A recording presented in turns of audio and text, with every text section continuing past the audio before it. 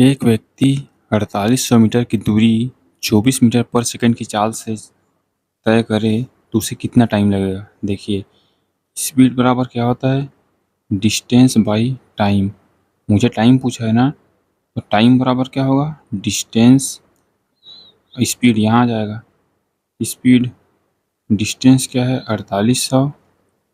देखिए यहाँ unit same है तो मुझे बदलने की ज़रूरत नहीं है, 24 से यहाँ गुणा कर दूंगा। ठीक है, तो 200 24 से 2 बार में सेकेंड इस सवाल का सही जवाब है। ठीक है, अगर यहीं ये किलोमीटर पर आवर में होता तो मैं इसे मीटर पर सेकंड में बदलने के लिए 5/18 से गुणा करता।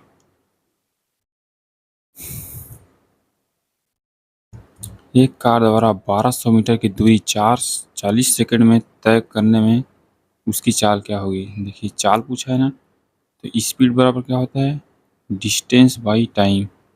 डिस्टेंस क्या है 1200 और समय 40 सेकंड, तो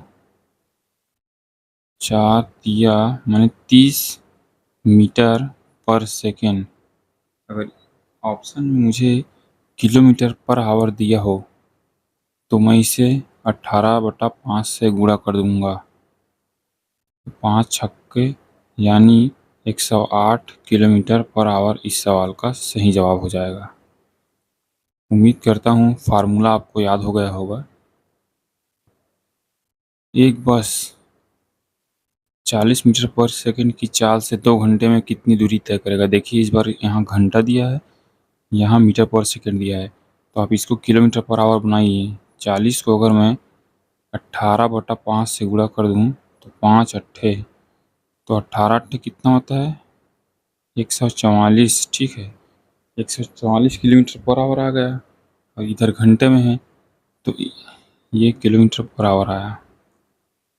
तो स्पीड बराबर क्या होता है, डिस्टेंस बाई टाइम। मुझे डिस्टेंस पूछा है तो स्पीड और टाइम का गुणा हो जाएगा।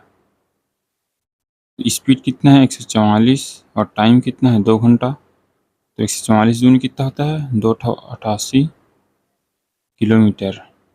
इस सवाल का करेक्ट आंसर है।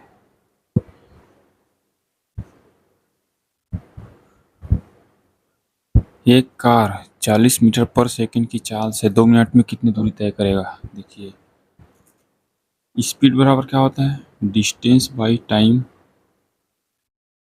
तो डिस्टेंस बराबर क्या होगा, स्पीड इंटू टाइम। यहाँ स्पीड मुझे 40 मीटर पर सेकंड दे रखा है, लेकिन जो समय है वो मिनट में है। 1 मिनट में 60 सेकंड हो रहा है, तो 2 मिनट में कितना होगा 120 सेकंड। अब इसमें मैं 120 सेकंड का गुणा कर सकता हूँ, 12 चौक 48 और डबल जीरो, ये भी मीटर में आएगा। ठीक है,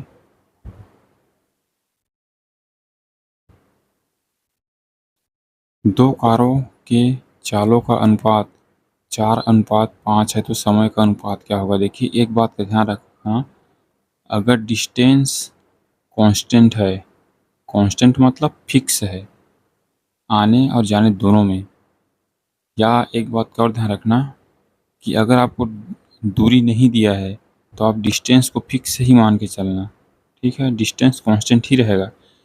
तो स्पीड का अनुपात अगर 4:5 दिया है तो टाइम इसका जस्ट उल्टा हो जाएगा। ठीक है, जस्ट उल्टा होगा, तो 5:4 इस सवाल का सही जवाब है। या आप एक काम और कर सकते हैं, दूरी को आप कुछ भी मान सकते हैं। दूरी को मैं इन दोनों से कटने वाली कोई वैल्यू मान लेता हूँ, अर्थात इनका एलसीएम। तो 20 आएगा इनका एलसीएम, इसको मैं दूरी मान लेता हूँ, किलोमीटर या मीटर कुछ मान लो। तो समय क्या होता है, डिस्टेंस बाई स्पीड। अगर डिस्टेंस 20 है तो मैं पहली चाल से अगर भाग दे दूँ तो यहाँ से 5 आएगा, 5 आ गया। अगर इसी 20 को मैं 5 से भाग कर दूं तो यहाँ भी 4 ही तो आएगा, इसलिए मैंने 5 और अनुपात 4 लिखा है। इसको आप डायरेक्ट याद रखिए। ठीक है, डिस्टेंस फिक्स होगा तो स्पीड और टाइम एक दूसरे के उल्टे होंगे। दो कारों के चालों का अनुपात 6:5 है। यदि पहले कार किसी दूरी को तय करने में 10 मिनट का समय लगता है, दूसरी कार को कितना समय लगा? देखिए यहाँ भी आपको डिस्टेंस नहीं दिया है, तो डिस्टेंस को आप कांस्टेंट मानिए।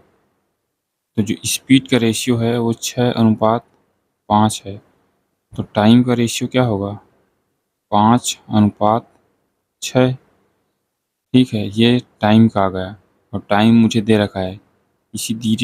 पहले कार किसी दूरी को तय करने में 10 मिनट लगाता है, यानी 5 की वैल्यू 10 के बराबर है। तो कितने का गुणा हुआ? 2 का गुणा हुआ। तो यहाँ भी आपको 2 का गुणा करना पड़ेगा। तो कितना आएगा? 12 मिनट इस सवाल का सही जवाब है। उम्मीद करता हूँ ये क्लास आपको समझ में आया होगा। चलिए मिलते हैं अगली क्लास में, तब तक के लिए धन्यवाद।